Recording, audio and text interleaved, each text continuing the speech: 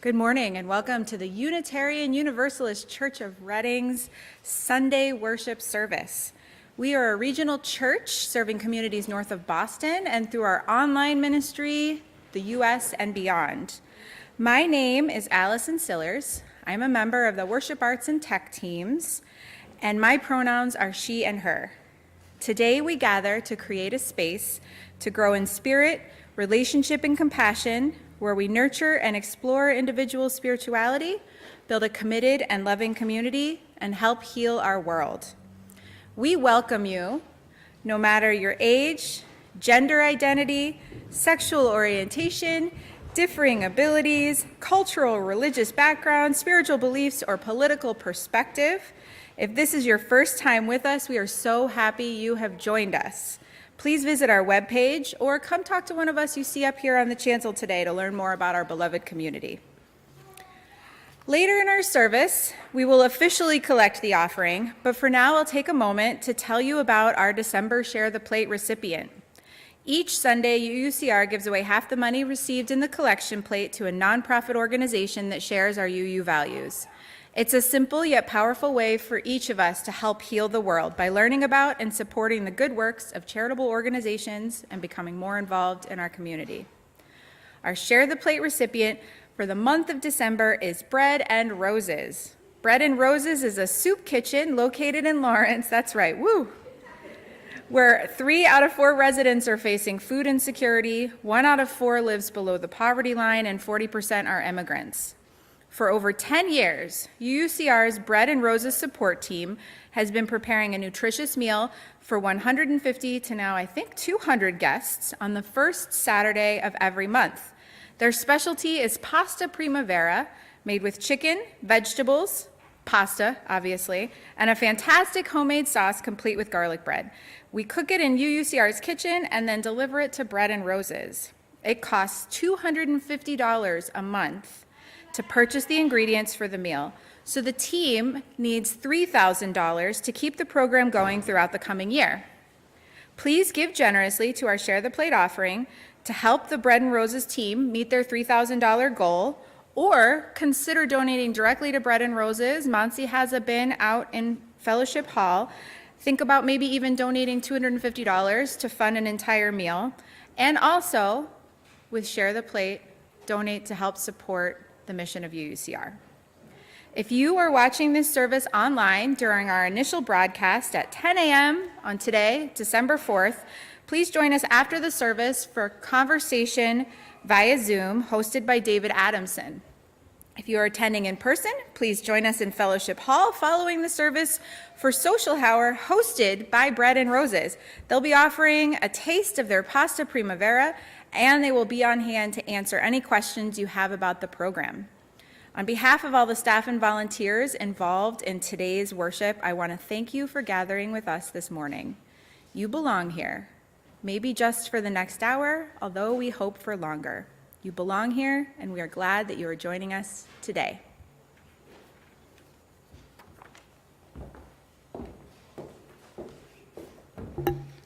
Good morning.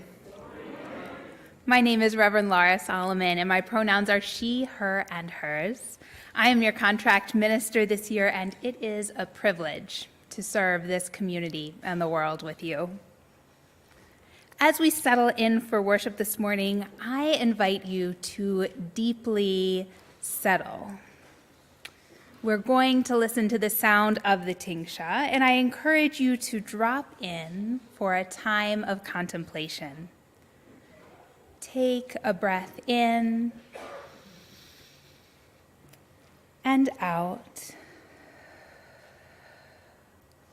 and join me for a moment of silence and meditation.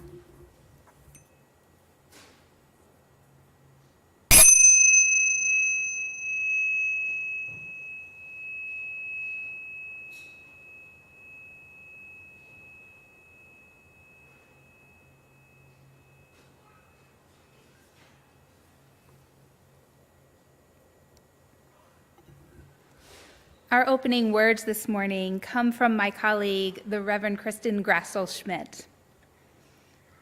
Once again, the final month of the year begins.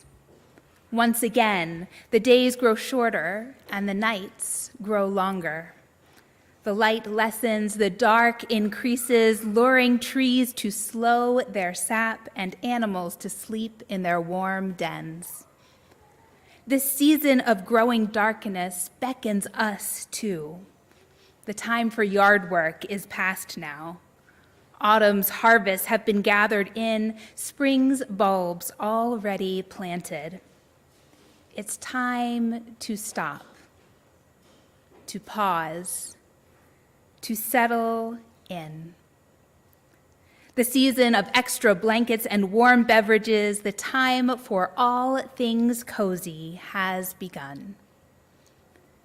Spirit of life, coax our minds and spirits away from the glare of screens, the holiday pressure, the schedules overflowing.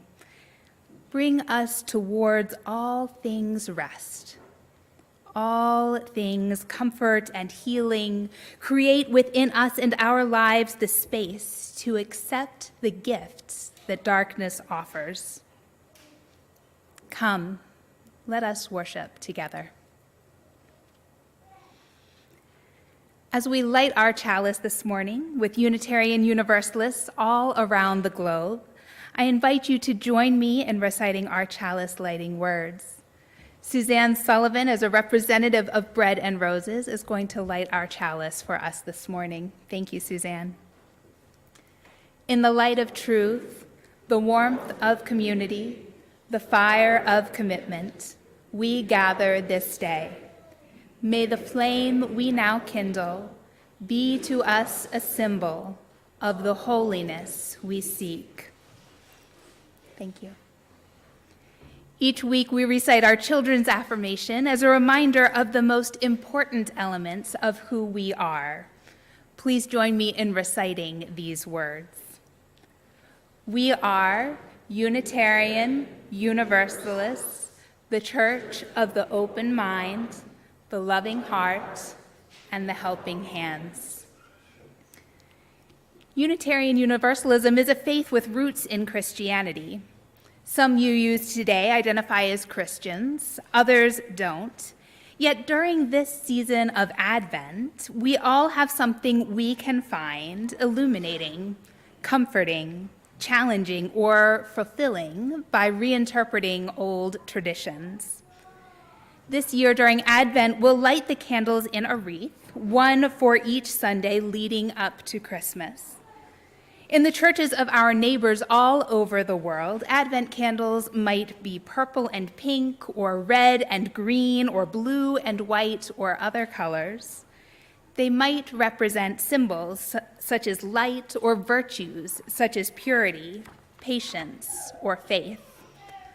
We'll light these Advent candles, one more each week, to remember hope, peace, joy, and love. As we light them throughout this season of waiting, let us remember to be fully present in the moment with each other, with ourselves, and with the source of blessing as we understand it to be. I would like to invite Allison to lead us in our responsive reading, which is printed in your order of service.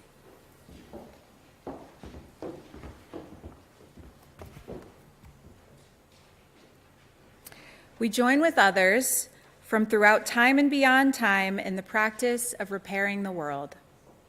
Change is possible.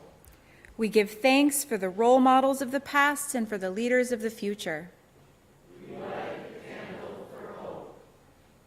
Now, please rise and body your spirit and sing hymn number 112, Do You Hear, in your gray hymnal.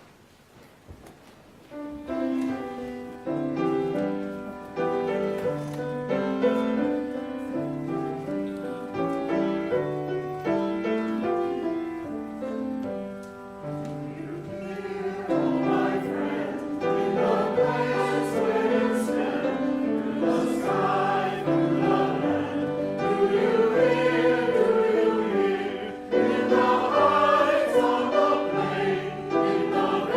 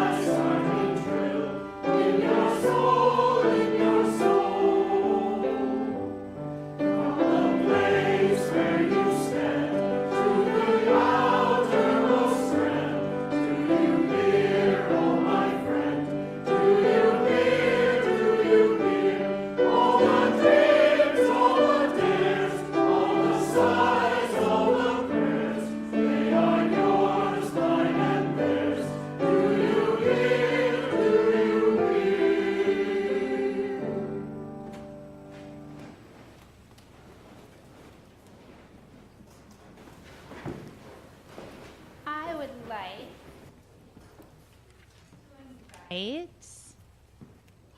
Any kids who would like to come up and share some thoughts with me? Kids or anyone. Grown-ups are welcome, absolutely.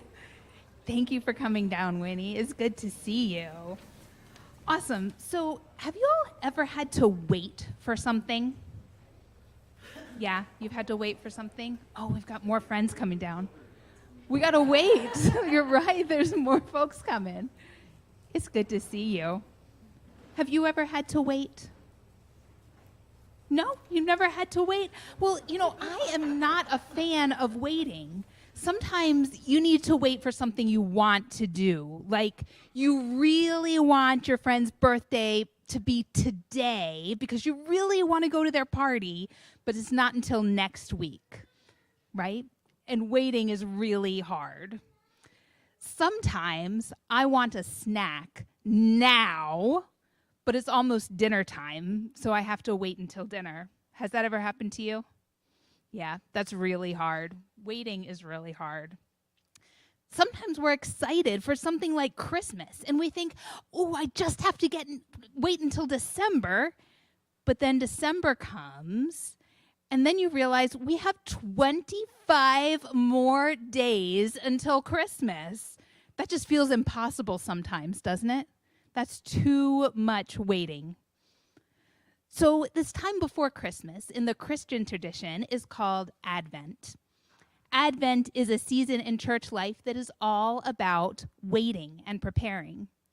Because Christians believe that Jesus was born on December 25th, what we know and celebrate as Christmas Day now, the 4 weeks leading up to Christmas is a time of getting ready and waiting for Jesus to be born. Do you all know what a wonder box is? Have you ever seen a wonder box before? No? Yeah, Winnie's giving me a nod. Yeah. So I assume you've seen a wonder box before, but I haven't used it yet. So a wonder box is where we put something in a box and we kind of guess together and wonder together about what might be in there.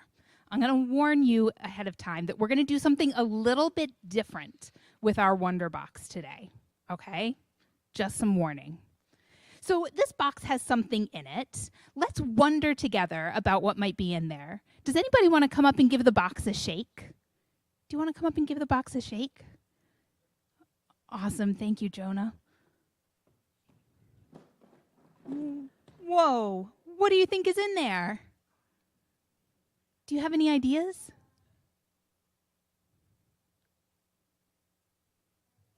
Don't know. Was it heavy? It was kind of heavy? Yeah? Winnie, do you want to give it a shake? No? Okay. You want to give it a shake? Yeah, come on up. Both of you, absolutely. You can both come. What do you think? Is it heavy? Not too heavy? You think there's balls in there? That's a good guess. What do you think?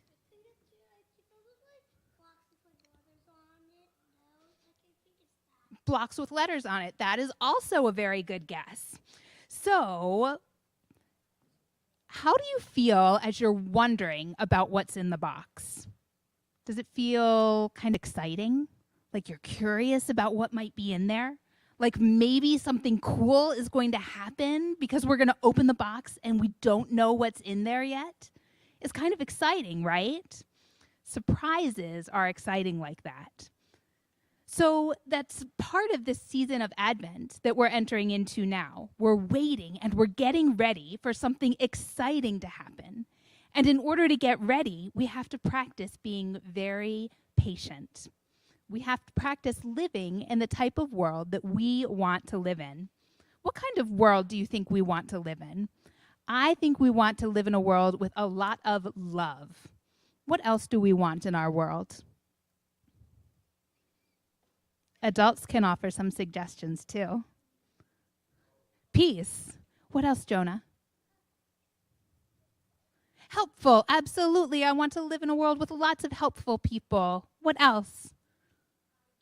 Kindness. Absolutely. We want to live in a world with a lot of kindness. So the themes for Advent are hope, joy, peace, and love. So now we're going to do something that's a little bit hard. Does anybody have an idea about what we're going to do now with all this talk about waiting? Anybody know? We're going to wait to find out what's in the box. Oh no.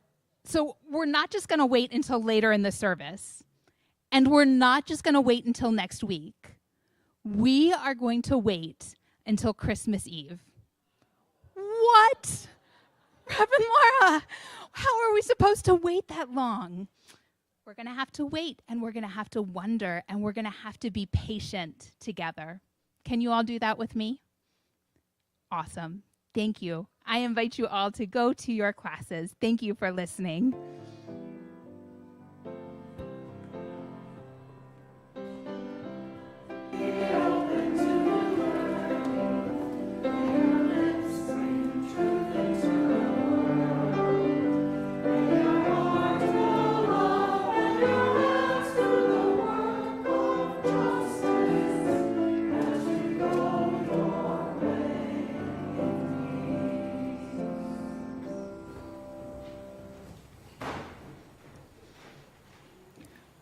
We take time during our service to light our candles of community, peace, and justice.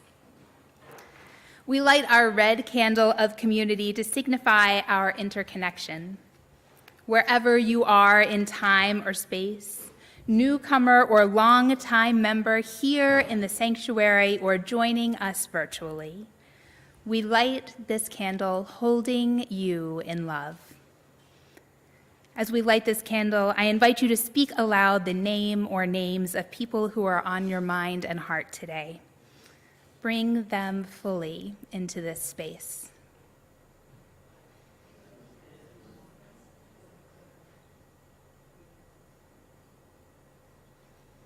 May this light welcome and hold you, reminding you that your presence is needed in this community. We light our blue candle of peace for all places around the world where people live with the threat of war and violence. And we light our yellow candle of justice. May all people everywhere live their lives in freedom.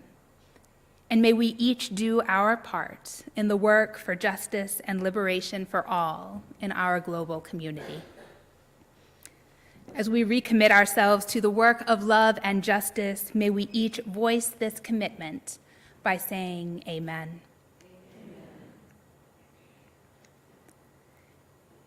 In the spirit of waiting, let us now take a moment of silence to listen to the prayers of our own hearts. I invite you to take a breath, maybe put a hand on your heart, and settle into a time of silence and meditation.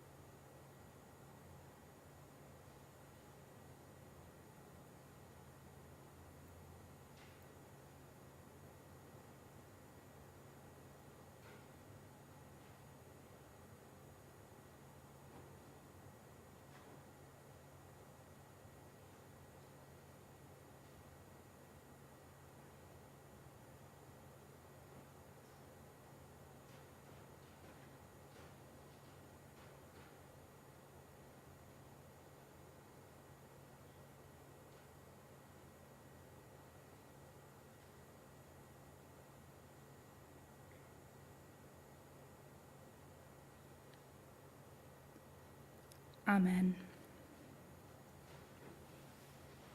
If you have a joy or a sorrow you would like to honor through lighting a silent candle, you are invited to come forward now.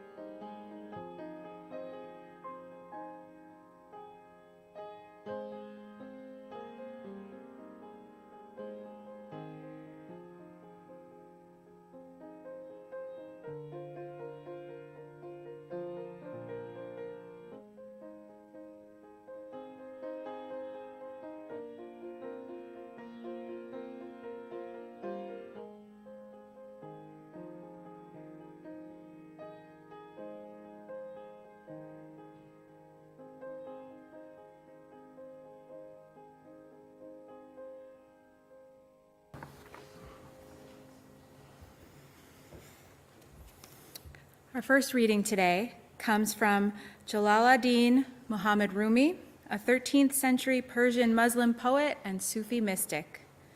Today, like every other day, we wake up empty and frightened. Don't open the door to the study and begin reading. Take down a musical instrument. Let the beauty we love be what we do. There are hundreds of ways to kneel and kiss the ground.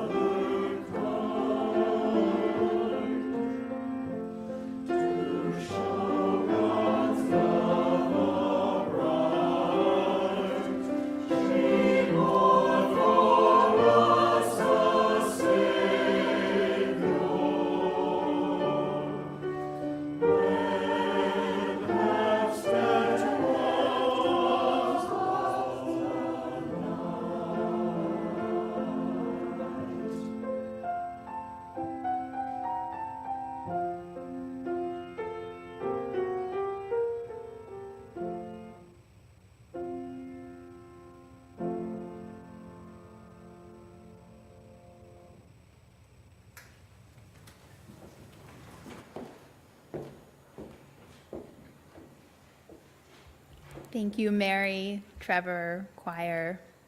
That was beautiful.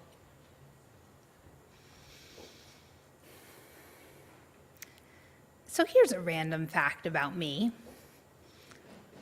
I love craft stores.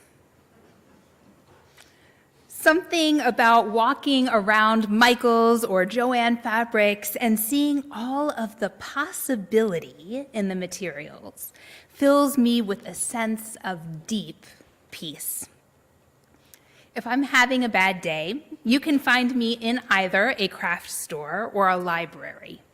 Books and craft supplies give me a sense of hope, of wonder, of potential. In a world that feels like it is bent on devastation sometimes, when I need a quick dose of inspiration, I can lose myself in the creativity of books or in the potential of colors and types of yarn. This does not mean that I was ready 2 weeks ago or so when I walked into Michael's and I was overwhelmed by the Christmas palooza that had exploded inside. The air smelled like cinnamon. There was holly and pine and green and red ribbon everywhere. Santa was emblazoned on just about everything. And Holly Jolly Christmas was coming through the speakers. It was November 16th. As a multi-religious Jewish and Christian family, who also happens to have 3 birthdays and an anniversary to celebrate between Thanksgiving and New Year's Day, my mother called that period of the year a flume ride. Fast, breathtaking, somewhat out of control, memorable, but so quick you could barely take it in. No matter your religious tradition or the number of events you personally try to squeeze between mid-November and the beginning of January, I think many of us can relate to this feeling. It's busy, overstimulating. There's pressure to get and bake and appreciate, and it's all happening in front of a backdrop of shiny lights and joyous and loud music and the commercialization of secular Christmas.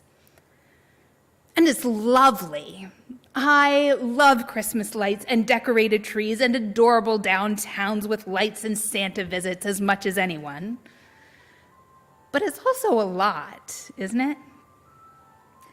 And that's not even starting to mention things like seasonal depression kicking in this time of year with our darker days, or challenging family dynamics that make holiday gatherings stressful or worse. That doesn't mention financial stress and loneliness and grief that creeps in around the edges at this time. Or maybe it doesn't so much creep, but slides in full force. So if your mind has wandered off to wonder what you're going to get your uncle this year, or you're mentally attempting to schedule a last-minute photo shoot for the Christmas card, come back into the room. All of that is real, and all of that can wait. Right now, we are here. We are here.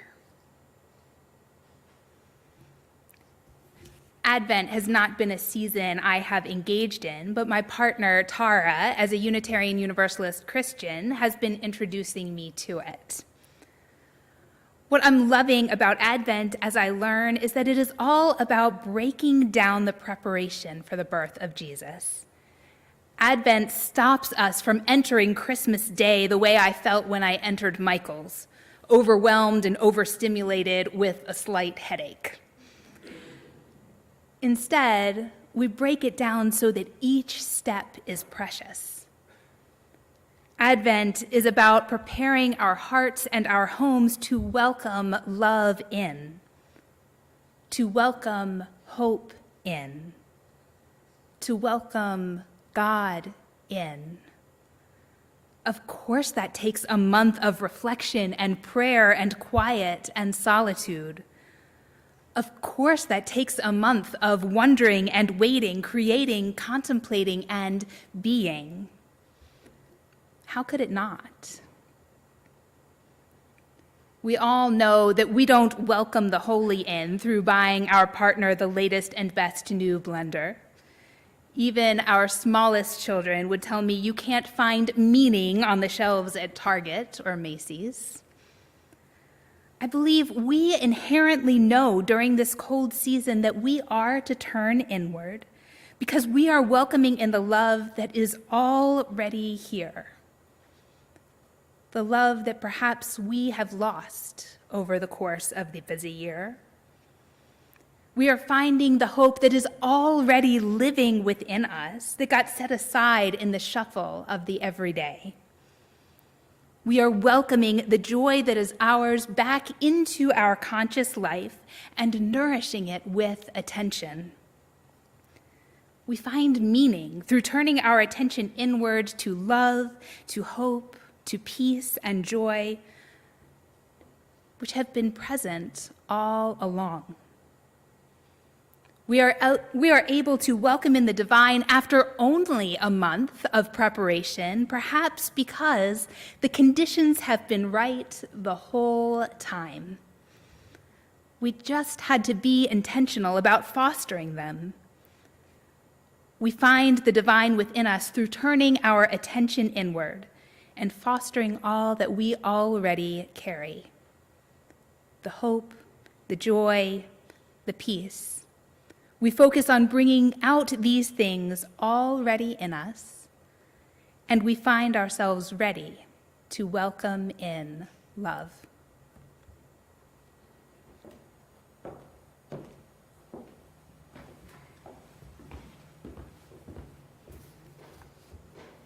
Our congregation exists and thrives through the gifts of those who call this place their spiritual home.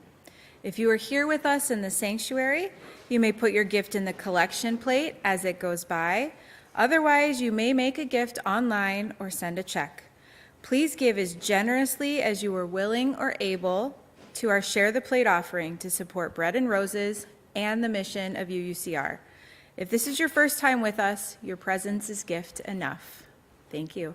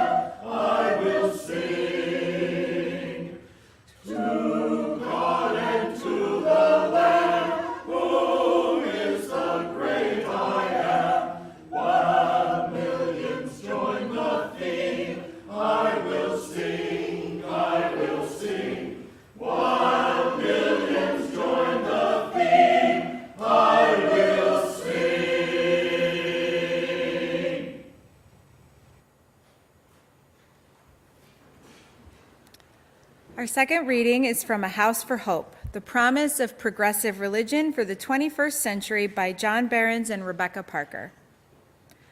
Western culture's eyes have followed Adam and Eve, clinging to each other, cowering and half naked, turning their backs on the gates of paradise and wandering into an exiled existence. Those of us shaped by this culture can sometimes feel as lost as they and long to be readmitted to life as it was promised somehow, somewhere, by someone or something. But what if it is we who have walked away? In our mad dash to get somewhere else, what if it is we who have separated from each other, from the garden, from God calling our name in the cool of the day? The problem for Western culture is that we have become disoriented and think we're outside the garden when we are not. We are treating life here and now as if we were in a barren wasteland, but we have profoundly misjudged our location. It is possible to reorient our imagination, as early Christianity did, and to see that the garden is neither closed nor lost, but rather is open and present.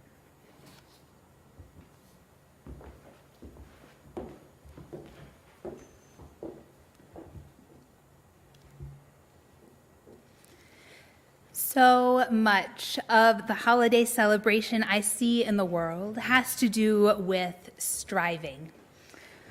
Whereas so much of the meaning I make from our winter holidays has to do with realizing that the holy is already happening. The holy is in the process. I think about the celebration of Hanukkah, the Jewish celebration of the oil in the destroyed temple burning for longer than anyone thought it would. There was enough oil to keep the Ner Tamid, the eternal flame, burning for one night, they thought, but it kept burning. When it burned for 2 nights, I'm sure people were amazed. The lamp still burns, they must have said. It's a miracle. Then it burned for 3 nights, 4 nights, and 5, and still it was a miracle. Eventually, though, the oil stopped burning. I'm sure some must have thought that it would burn forever, but it did not. And because people are people, I am certain that someone said something like, that was just 8 nights. But we know. We know the miracle was not in the fact that the oil burned for so long. The miracle was in the fact that the Jews, worn down from oppression and trauma and loss, they lit the lamp of love anyway. They found the hope, the joy, the love, the peace within themselves to remember to relight the eternal flame. They lit it, even amongst the destruction. I've been thinking a lot about the vigil for Transgender Day of Remembrance that took place here in Reading, organized by Reading high school students. These students are so keenly aware of the danger they face that they publicly lit candles and read names and spoke about the danger, even amidst the destruction. After more than 2 years of pandemic, we gathered this morning and we lit our chalice. In a world with more violence than ever, as we have seen in the mass shootings at Club Q in Colorado Springs and in the Walmart in Virginia, we gathered this morning and we lit our chalice. In a world facing an increasing climate crisis and late-stage capitalism and so much else, we lit our chalice, and here we are, even amongst the destruction. In A House for Hope, Rebecca Parker writes about what she calls a radical realized eschatology, or the idea that we are already standing on holy ground. She suggests a theology in which we focus not on where we are striving to get to. We do not jump to Christmas Day in mid-November, but we arrive fully where we are and know that place to be holy. There is no land promised to any of us other than the land already given, the world already here, Rebecca Parker writes. It is only when we realize this that we can continue to light the lamp with the tiny bit of oil. It is only through lighting the lamp that we open ourselves to the miracle at all. It is only through preparing and waiting for the birth of a baby we have not yet seen and do not yet know that we open ourselves to the miracle. This world, this life is all we have. Once we know this deep in our bones, it is then that we can create a world of joy, of peace, of hope and love, not for an idealized world, but for the world in which we are living. We talk so much these days about getting back to normal. We talk a lot about making the world a better place. And here at UUCR, we talk a lot about how it used to be. back when there was a full RE program with gazillions of kids, back when there were 40 people in the choir, back when there was lots of adult programming, back when we made more money at the Kris Kringle Fair, when we had more members, when we had more visitors on Sundays and more people in the pews. Those rememberings are not wrong. Fondness for those days is not wrong. But if we truly hope to build a better world, a world of love, hope, peace, and joy, we need a responsive hope to the world we actually live in. What Rebecca Parker calls hope grounded in respect for what is here now. Hope grounded in love for the good that is here now. If we are to build a healthier congregation, we must be grounded in appreciation for the people, the structures, the bodies that are here now, rather than an idealized congregation of the past or an imagined congregation of the future. The hope, the joy, the love, the peace we need are already in process. So, in the words of Rebecca Parker, our first prayer can be one of thanks. During this busy season of wonder and waiting, let us remember this. The hope, the joy, the peace, the love we need are already in process. Our goal is not to get to a distantly remembered past or to jump into an imagined future, but to arrive here, ready to care for all that is present now. Let us pause for a moment so we can hear our own prayers of thanks for all that already is.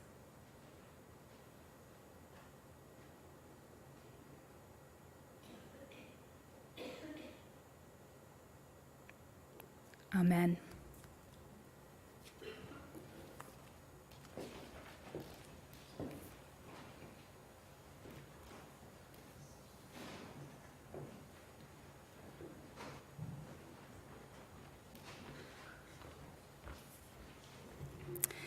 Good morning.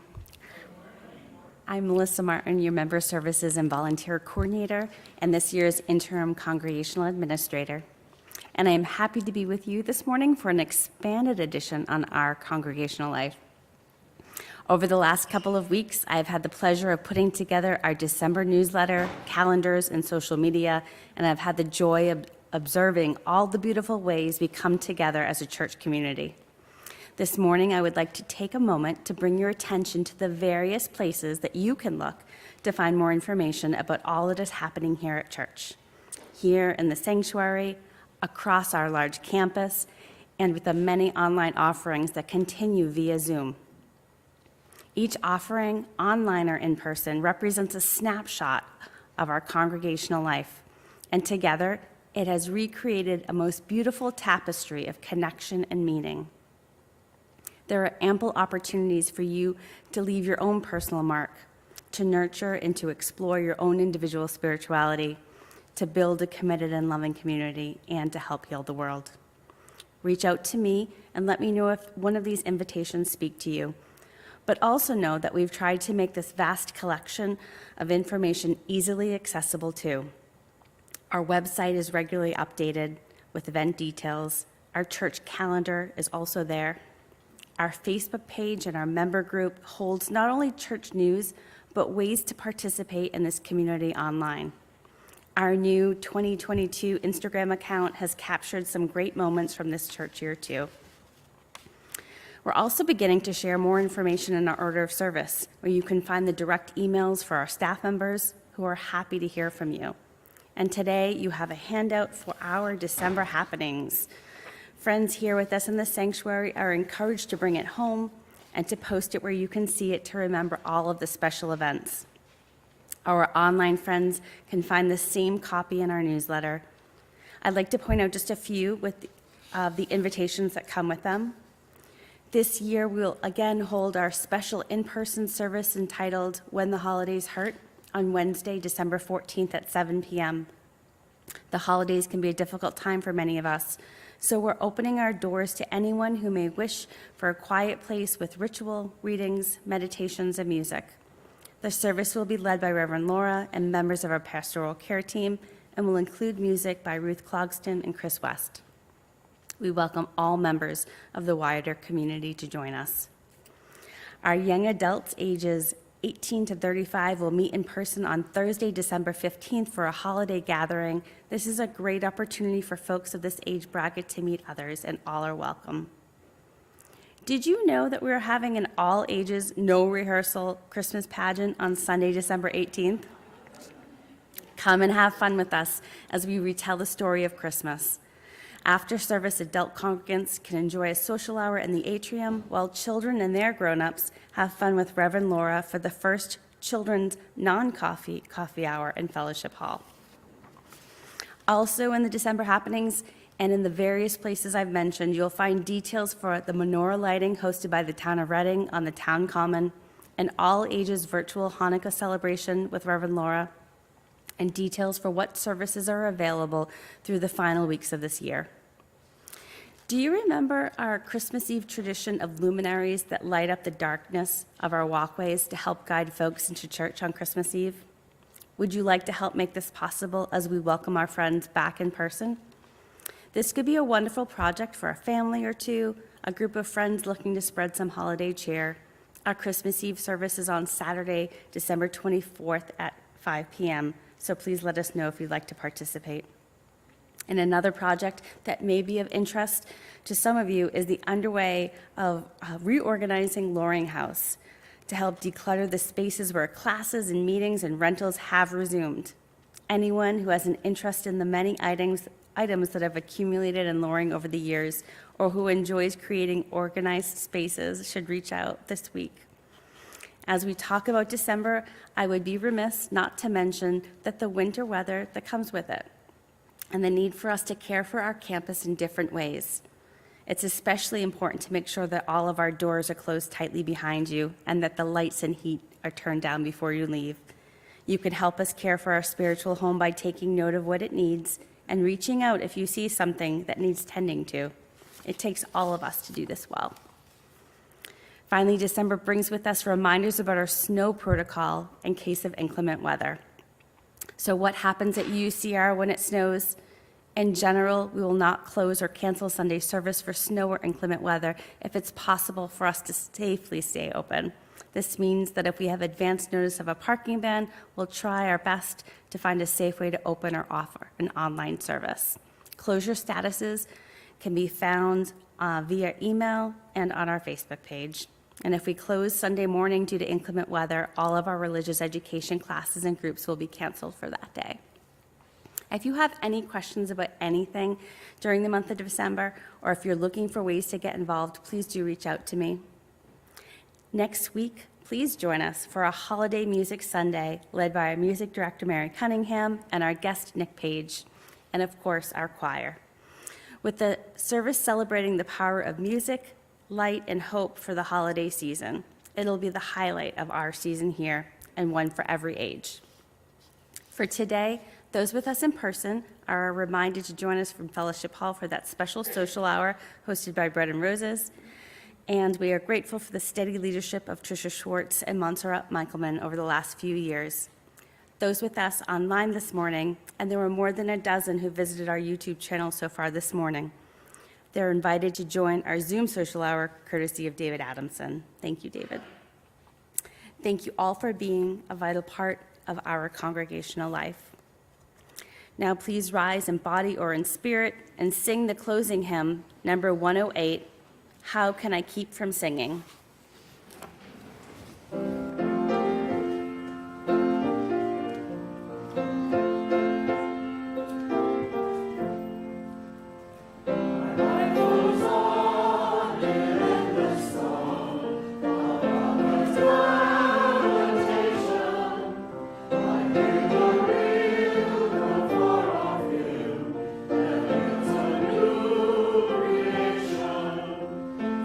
Oh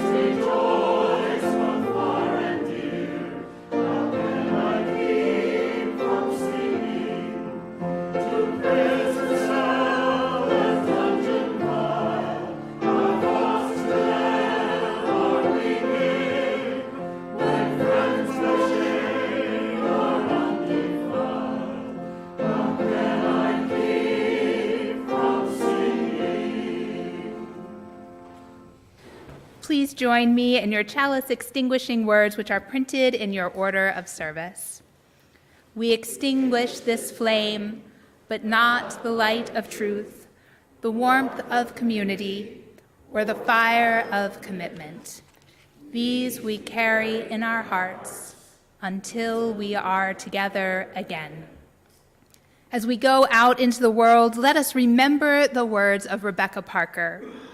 Our first prayer can be one of thanks. The hope, the joy, the love, the peace we need are already in process. So may we arrive fully, joyfully in the present, ready to attend to the world that is, with the care and attention it so rightfully deserves. Go in peace.